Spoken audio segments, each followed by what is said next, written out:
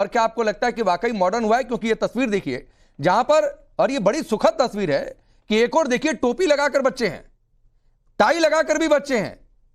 तो यही तो है आधुनिकीकरण, या कुछ और है? शायद तारिक भाई के हिसाब से कुछ और है। देखिए, मैं उत्तराखंड मदरसा एजुकेशन बोर्ड के अपने माननीय मुख्यमंत्री श्री पुष्कर सिंह धामी जी, उन्होंने 2023 में मुझे वहाँ का चार्ज दिया और हमने उन मदरसों को आधुनिकीकरण से लैस किया। और आज बहुत ही उसकी बात में ये खुशी की बात है कि 96% बच्चे हमारे एनसीईआरटी का कोर्स पढ़ के उन्होंने अपना रिजल्ट दिया और उसमें बच्चियों का और बच्चों का दोनों का प्रदर्शन बहुत शानदार रहा। हमने पहली बार उन्हें अरबिक और धार्मिक चीज़ के साथ साथ आधुनिकीकरण से जोड़ने के लिए एनसीईआरटी का कोर्स पढ़ाया। माननीय मुख्यमंत्री श्री पुष्कर सिंह धामी जी का यही विज़न था। उन्होंने हमसे कहा कि माननीय प्रधानमंत्री का विज़न कि एक हाथ में कंप्यूटर दूसरे हाथ में कुरान, हमने उसे प्रैक्टिकल काम किया उत्तराखंड में। और माननीय मुख्यमंत्री जी ने कहा हमसे कि भाई ये बच्चे इंजीनियर बने, डॉक्टर बने, आईएएस और आईपीएस बने। अब मैं उस पे हम गामजन हैं और आगे बढ़ रहे हैं। और हमारा जो उत्तर प्रदेश है वो भी इन सारी चीज़ों को आगे लेके चल रहा है। ये भारतीय जनता पार्टी की सरकार में ही मुमकिन था। सबका साथ, सबका विकास, सबका विश्वास और सबका प्रयास। मैं ये बात कहना चाहूंगा कि 60 साल में मुसलमानों का सिर्फ तुष्टिकरण किया गया। अगर कहीं प्रैक्टिकली अगर आप यूपी में मदरसों से जुड़े हो कासमी साहब, ये जो तारिक भाई कह रहे हैं सैलरी नहीं मिल रही है, क्या इशू है? अगर आपकी जानकारी में मैं उसका मेंबर रहा हूं। मैं तारिक साहब, वो जरा बताइए ना, वो भी देश के लोग। मैं वही बता रहा हूं आपसे। तो मैं ये बताना चाह रहा हूं कि पीएबी का मैं मेंबर रहा। 2022 में जब हमारी स्मृति ईरानी जी आई तो वो स्कीम बंद हुई। 2004 में स्वर्गीय अटल बिहारी वाजपेयी जी के जमाने में ये शुरू हुआ था। मैं यह कहना नहीं चाहता हूं कि उसका कितना मिसयूज हुआ और किन लोगों ने किया, वो अलग विषय है। मैं चाहता नहीं हूं उस पर बात करना। तारिक साहब मेरे अगर उससे जुड़े हुए हैं तो मेरे वक्तव्य का मतलब समझ सकते हैं। मैं सिर्फ आज यहां से ये बात कहना चाहूंगा, 174 करोड़ रुपए हमने उस वक्त रिलीज कराए, जिसमें ज्यादातर हिस्सा जो है 3.5 करोड़ के करीब हमारे उत्तराखंड में पहुंचा, बाकी पूरे देश में वो गया। और उनकी सैलरी जो रुकी हुई थी वो गई। हाँ, उसके बाद में जब वो स्कीम बंद हो गई तो स्कीम बंद होने के बाद उन मदरसों का, जिन्होंने उन मदरसों के अंदर उन टीचरों से पढ़वाया है, ये उनकी जिम्मेदारी थी कि उन्हें बताना चाहिए था। जब सरकार की तरफ से ये चीज आ गई कि भाई ये स्कीम बंद हो गई, और लगभग जो है वो 18 साल से ज्यादा वो स्कीम चली। 18 साल के अंदर ये बच्चे, इनके ही हुकूमतें थी, यही अखिलेश यादव जी थे। ये बच्चे तो इंजीनियर और आईएएस और आईपीएस बन सकते थे। मतलब गलत नरेशन हो रहा है। मतलब कासमी साहब आप कह रहे हैं कि गलत नरेशन हो रहा है सैलरी को लेकर। हाँ, यही मैं कह रहा हूं कि भारतीय जनता तारिक भाई, दो छोटे छोटे सवाल, छोटा छोटा जवाब, फिर मैं जवाद भाई और अजय वर्मा जी का रुक कर जाऊं। आपसे और ले लूं, मैं एक बात कहना चाह रहा हूं, बहुत जरूरी रह जाएगी। मैं वो ये कहना चाहता हूं कि मुसलमानों को खास तौर से इस वक्त जिस तरह से हमारी ग्रोथ हो रही है, 50 से ज्यादा बच्चे आईएएस और आईपीएस बने हैं, वो इसी सरकार के दौर में बने हैं। मैं ये कहना चाहूंगा, ठीक है, ये भी आपने अच्छा ऐड किया। 60 साल के अंदर मुसलमानों को भारतीय जनता पार्टी और आरएसएस से डराया और अपने आप राजा बन गए। आप लोगों की सरकार थी, हाथों में जो है आप देखिए कोई पंचर जोड़ रहा है। ठीक है, कासमी साहब रुक जाइए। ये मुसलमानों, अब मुझे बताइए तारिक भाई, एक बात बताइए, जो ये क्या आप लोगों की सरकार थी तो एनसीईआरटी को पढ़ाने का ऐलान हुआ था, हाँ या ना, मदरसा में? पहले मैं एक रैपिड फायर खेल दूं मुफ्ती साहब से। मुफ्ती साहब, रैपिड फायर कोई नहीं है। मैं पूछ रहा हूं कि एनसीईआरटी पढ़ाने का ऐलान आप लोगों की सरकार में हुआ था या नहीं मदरसों में, हाँ या नहीं? मैं मुफ्ती साहब से पूछना चाहता हूं। सर पहले मेरे सवाल का जवाब दे दीजिए ना मुफ्ती साहब से, फिर पूछ लीजिएगा। दो मेहमान इंतजार कर रहे हैं। मुफ्ती साहब बोल रहे हैं, मैं झूठ बोल रहा हूं। मुफ्ती साहब से मेरा सवाल है, फिर आपका जवाब दो।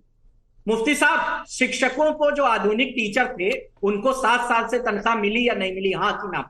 नहीं, मैंने आपको बताया ना कि 174 करोड़ रुपए गए, बाकी जो उनके थे उन्हें प्रयास करना चाहिए। अगर उनके ड्यूज हैं, जो जायज ड्यूज हैं, वो सरकार के सामने रखने चाहिए। मैं 2022 और 21 की बात कर रहा हूं आपसे।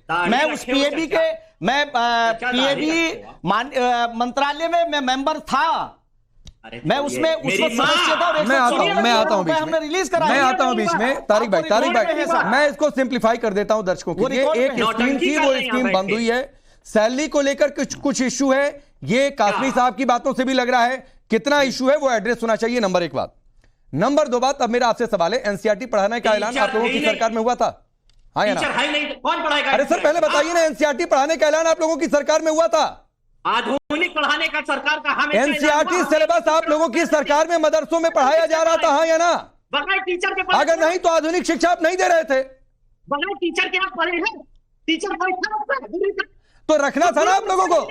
अरे तो लीजिए, नहीं बहुत सही है। आप तो आपने अपनी सरकार की कलई खुद खोल दी कि टीचर ही नहीं था, तो सैलरी किसको देते हैं, पढ़वाते किससे? अरे तो ये आपका मॉडर्नाइजेशन था 12 से 17 तक। हमने समाजवादी सरकार के टाइम में केंद्र सरकार से पैसा लाकर उनको दिया। चलिए मैं आगे बढ़ा, दो मेहमान नाराज हो रहे हैं कासमी साहब। हाँ ठीक है, उनके बारे में ये कह रहे हैं, आप देखिए, आप उनका स्टैंडर्ड देखिए और आप वोट देने वालों का देखिए। ठीक है आप इस पर गौर कासमी साहब रुक जाइए, कासमी साहब रुक जाइए, दो मेहमान नाराज हो रहे होंगे। 15 मिनट बीत गए, हमसे बुलवाया ही नहीं। जवाद भाई और अजय भाई नाराज हो जाएंगे। अजय वर्मा जी, एक टिप्पणी आपसे ले ही लेता हूं क्योंकि जवाद भाई से बातचीत लंबी खिंच जाएगी।